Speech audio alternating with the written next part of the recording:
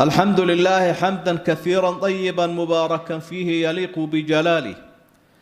والصلاة والسلام على حبيبنا وشفيعنا ونبينا محمد بن عبد الله وعلى آله وأصحابه وأزواجه الطاهرات أمهات المؤمنين وعلى التابعين لهم بإحسان إلى يوم الدين وسلم تسليما كثيرا. عباد الله أيها الناس، اتقوا الله تعالى، فإن التقوى خير ما يتزود الإنسان من هذه الدنيا. ثم أما بعد، walaalayaal sidaynu ogsoonnahay waxay nagu soo dhow bishii Ramadaan. waynu ku faraxsannahay, ilaahayna waxaynu baryaynaa inuu nabadgelyo nagu gaarsiiyo.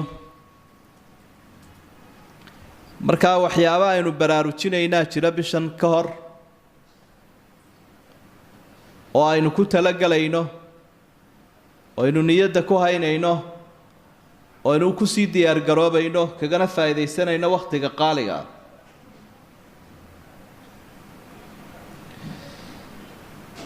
waxaa ka mid ah waxyaabaha aynu ku diyaar garoobayno inaynu ilaahay ugu mahadnaqno subxaanahu wa tacaala hadduu ina gaadhsiiyo bisha ah oo aynaan garanaynin inaynu gaadhiyo in kale.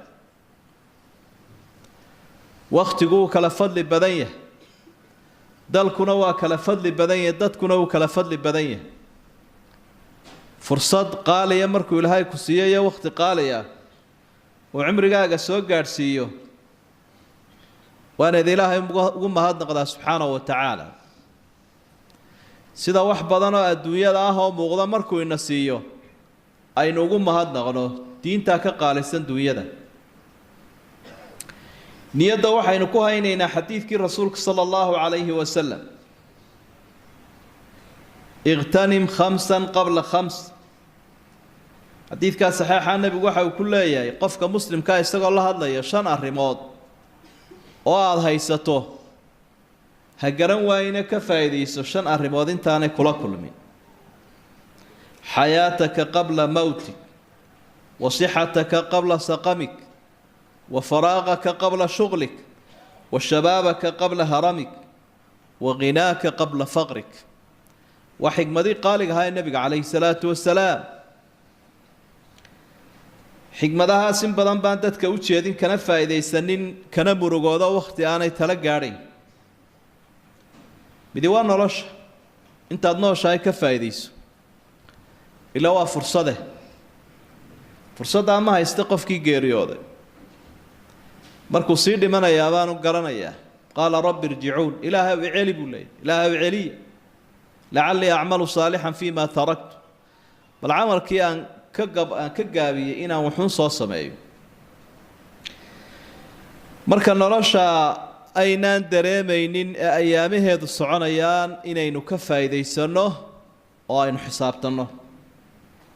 waxaa kaluu nebigu xusay calayhi salaatu wasalaam qofku intuu caafimaadka qabo inuu caafimaadka ka faa'iidaysto. cudurku waa musiibo, waa balaayo. wax walba u dhadhan tiraa cudur. cunadaada iyo hurdadaada iyo raaxadaada iyo cibaadadaada intaba dhadhankuu ka qaadaya. diiqad iyo taah iyo daciiftinimuu qofku gelayaa. sacaadadii nolosha raaxadeedii baa ka lumaysa, waa balaayo. marka intaad caafimaad qabto caafimaadka ka faa'iidaysta buu nebigu leeyahy calayhi salaatu wasalaam. wa faraaqaka qabla shughlik, intaanad mashquulinna gacan madhnaantaada iyo jaaniskaaga ka faa'iidayso. aan saxmad iyo aanu ku haysanin wax mashquul la yidhaha. mushkiladuhu ka mid yahay mashquulka.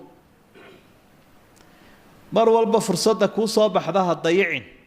sheekaha ku qaadanin, warwareegka ku qaadanin, laakiin ku buuxi wax khayr leh. dhallinyaradana wuu la hadlay nebigo wuxuu leeyahy: wa shabaabaka qabla haramik. intaa daayarti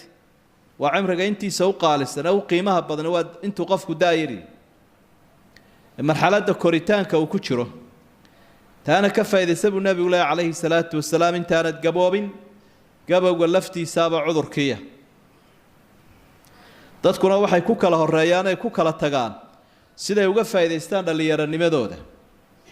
وقفك صباحا مقع كوياش إلهي أكتيسة ومدى أكتيسة أدونك آخر انتبه هدول اللي يراني مديسة كفايديست وغناك قبل فقرك أدونك يسكمه ابتدي انتانو كل عافن أنا العيروبين وحي لهاي كسية كفايديست أبو النبي الله عليه الصلاة والسلام وترودين واوين عدوا لهاي قرنسيو مركل النبي قوح الله ويدي عليه الصلاة والسلام حديث حسن وترمذي ورينيو يا رسول الله أي الناس خير ضدك يا أوفي عن أول أكسن أصحاب تقفك أو خير بدن دينهم بيدون دونيا سيأيو كاون نقضان نبي وحول من طال عمره وحسن عمله دي قفك عمر كيسونا دير يا عمل كيسونا وناكسين عمر دير أو وتعمل وناكس عمل كوناكسنين كذا وناق واركتمها أما أمد واركتواك إلهي وناق وارك سبحانه وتعالى الشرع وناق إنه الشيء إلهي كفر حنية marka adigoo iska fahmayba qofka dadka ugu shar badan hadana nabiga waa la sii weydiiyo waxa la fa ayu naas shar dadkana ayaa ugu balaayo badan nabigu markaa wuxuu calayhi salaatu wasalaam man daala umruhu wa saa amaluhu qof umrigiisa xun yahay umrigiisa dheer yahay oo amalkiisa xun yahay umri dheer buu leeyahay laakiin waa amal xun bila barako macna shaqadu qabanaya iyo waxa uu qabtuu sameeyaaba macaasiya idan markaa talada rasuulka la waynu qaadanayna calayhi salaatu wasalaam cimrigu marka waxyaabo ku dheeraada waxa kamid ah qofku inuu ramadaan laylatul qadriga ayaamaha qaaliga inuu ka faa'iideystaaba cimrigiisa ku dheeraada waqafaadkeena waxa kamid ah waxyaabaha aynu isku baraarujinayno inay niyadeenu wanaagsanaato yajib ikhlaas an-niyya نية وناكسن أو صافية إن إله إلا هرني مادنا سبحانه وتعالى تقوى ذا قندي جدوا نية ذا وناكس تذكرون نية ذا يكوك للتجار إلهي بأوحر إنما يتقبل الله من المتقين وحلا جمار مانا إنا كمد نقنين أما كبيرين ليس ككو نبي يريد شن ذا يديدان شن ذا إلهي يودتك كو ذا عسومين الله في ذي ayay dadka qaarkood ka gacan taagtaana yiraahdaan jannada ma doonayno hadii la yaabo nabiga la weydiiyayna wuxuu rasuulku jawaabay calayhi salaatu wasalaam man adaa'ani dakhala aljannata wa man 'asani faqad aba qofka rasuulka ilaahay ka talaqaata ka dambeeya ilaahay aqbala jannadii waa aqbalay kii kale jannadii waa ku gacan sayro uu diiday kulay tamar baynu bixinaynaa hadalkeena iyo ficilkeena iyo fikirkeena waxa wanaagsan inaynu ku tababarnayno ku soo jahayno way wanu'awidu anfusana ala dhikri llahi fi kulli hin wa ala kulli hal bal jawigeena inaynu wax ka bedelo ilaahay wuxuu aad ugu farxaa xuskiisa wuxuu og yahay adoonkaas inuu ilaahay xusuusan yahay kala du xusayo bal marka waqti kasta iyo meel kastaba xuska ilaahay aynu ku dayna nafteena inaynu way diidantahay oo shaydaan baa u diidane إن كنت ببره يا أيها الذين آمنوا اذكروا الله ذكرا كثيرا وسبحوه بكرة وأصيلا إلهي حس فربضا وحالد والبشيق يقلن هري يقلن دنباء معناها وقت والبا يا حالد والبا كان يذكر الله على كل أحيان عائشة وحي رسولك إلهي صلى الله عليه وسلم إلهي بحسي وقت والبا حتى هطان طاهر هين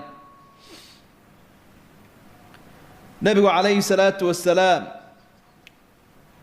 أما نرتا قرآن كمركا ديبو اكتو ضاعاتك أما قيبها عبادة الله ينفريو أريقا كثيرا ذكر راعية قرآن أريقا ذكرا مركو صار ورا كثيرا باسدا بدن لسعوت والذاكرين الله كثيرا والذاكرات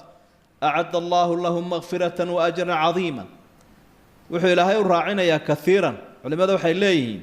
وواح سهلا قفكو لهاي وسهلو wax sahlan oon tacabiya hawl badan iyo takaaliif badan ba uga baahnay weeye dhikrigu oraha kaliya carabka uu ka yiraahdo isagoo shaqaysanaya isagoo soconaya isagoo hawlihiisa wata waxa weeye wax u fudud marka uu badin karaa saasa ilaahay uu leeyahay badiya nabigu calayhi salaatu wasalaam wuxuu xusay dadku inay tartan ku jiraan wax lagu tartamana xuska ilaahay baa u fiican قال رسول الله صلى الله عليه وسلم سبق المفردون قالوا وما المفردون يا رسول الله قال الذاكرون الله كثيرا والذاكرات dadka qayb waxa jirta buu nabigu leeyahay dadka ka dheereeyay waana dadka ilaahay aad u xusa kullu wuxuu baad xusaysa laakiin xuska ilaahay badi waxyaabaha inuu baraarujinayna waxa kamida bishan waa bishii quraanka intii hore inaynu uga dhawaano inaynu akhrino oo aynu ku dhaqanno oo aynu bisha aad u dhageysano oo aynu baranno oo aynu subcino in dadka la akhrino quraanka siyaabaha loola noolaado noocyada kala duwan intaba inaynu ku dhawaano shahrul quraan shahru ramadaan alladhi unzila fihi alquran qaarkood baa salafuna saalix la tilmaama 24 saacadood inay mar dhameyn jireen quraanka wax lala yaabana maaha qofka ilaahay qalbiga u nuuray carabkiisa iyo qalbigiisa iyo jirkiisuba uu fudud yahay waxiga marka saacado kamida 24 saacadood ayuu ku dhameynaya 30 juz adigu bishaad ku qaadanayso nabiguna calayhi salaatu wasalaam wala akhri jiray asxaabta isaguna gaar buu ugu cibaadeysan jiray caalamka kore iyo malaa'igta ka timaadana waa la akhri jiray sida malakul jibriil oo kale اقرأوا القرآن فإنه يأتي يوم القيامة شفيعا لأصحابه isaga inoogu bushaarayay nabigu calayhi salaatu wasalaam quraanka ergeynaya imanaya waa kalaamkii ilaahay hadduu ilaahay inooga ergeeyo ergada rajadeedu weynti inuu ilaahay noo aqbalo subxaanahu wa tacaala qofkuna maalinta qiyaamaha wuxuu ugu baahi badan yahay wax isaga ilaahay kala dhex galo ilaahay uga ergeeya famaa lanaa min shaaficiina walaa shadiiqin xamiim waa waxa kaliya ay xusuusanayaan gaaladu maalinta inaanay haysanin wax u ergeeya marka siyaamka iyo quraankiiba way ergeynayaan ma cibaadada la nafarayo erayga kathiran dhikrigu raaciya quraanka erayga dhikran markuu soo arooro kathiran ba sida badan la socota wadhaakiriina allaha kathiran wadhaakiraat a'adda allahu lahum maghfiratan wa ajran 'azima wuxuu ilaahay u raacinayaa kathiran culimadu waxay leeyihiin waa wax sahlan qofku ilaahay u sahlo wax sahlan oon tacab iyo hawl badan iyo takaaliif badan ba uga baahnay weeye dhikrigu oraha kaliya carabka uu ka yiraahdo isagoo shaqaysanaya isagoo soconaya isagoo hawlihiisa wata waxa weeye wax u fudud marka uu badin karaa saasa ilaahay uu leeyahay badiya nabigu calayhi salaatu wasalaam wuxuu xusay dadku inay tartan ku jiraan wax lagu tartamana xuska ilaahay baa u fiican قال رسول الله صلى الله عليه وسلم سبق المفردون قالوا وما المفردون يا رسول الله قال الذاكرون الله كثيرا والذاكرات dadka qayb waxa jirta buu nabigu leeyahay dadka ka dheereeyay waana dadka ilaahay aad u xusa kullu wuxuu baad xusaysa laakiin xuska ilaahay badi waxyaabaha inuu baraarujinayna waxa kamida bishan waa bishii quraanka